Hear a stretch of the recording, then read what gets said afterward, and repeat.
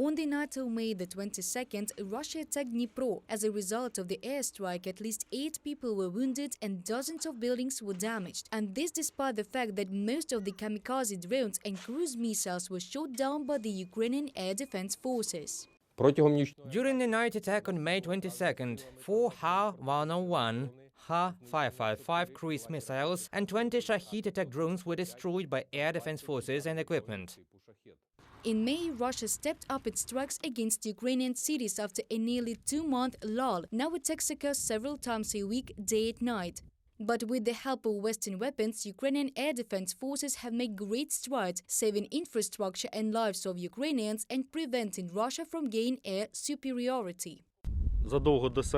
Long before the air alarm, we already know the reason for it. That is, there are carriers of sea-based cruise missiles in the sea that came out of the bay. There are strategic aircraft that took off in the air in the depths of Russian territory. Or there are signs that kamikaze drones were launched. We know the flight time of it to our facilities. Each air defense organization has a list of facilities. We analyze how long it will take an air target to reach our facility.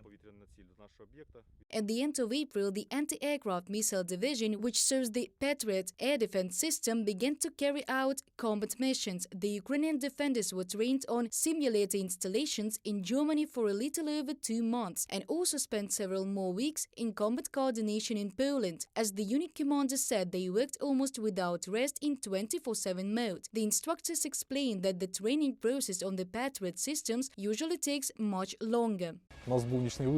We had a night departure just before the very end of our training. We were handed a package at 2 a.m. After half an hour, the personnel went to the position, carried out a deployment at the deployment point, took up duty, conducted simulated combat launches. Actually, the training period on it is much longer. We got through it in about a few months.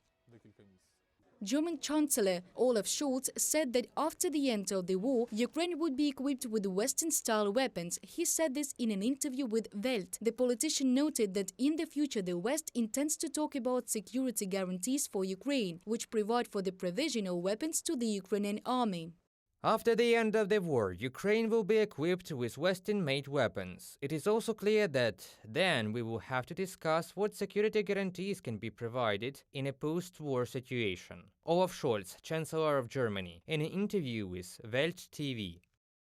For the offensive, Ukraine has received 600 different types of Western weapons from the Allies. This was announced by the spokesperson of the US Army Command in Europe and Africa, Martin O'Donnell. According to him, this is more than any army in the world, especially a fighting one, has, and Ukraine is doing an excellent job with these weapons, the speaker noted.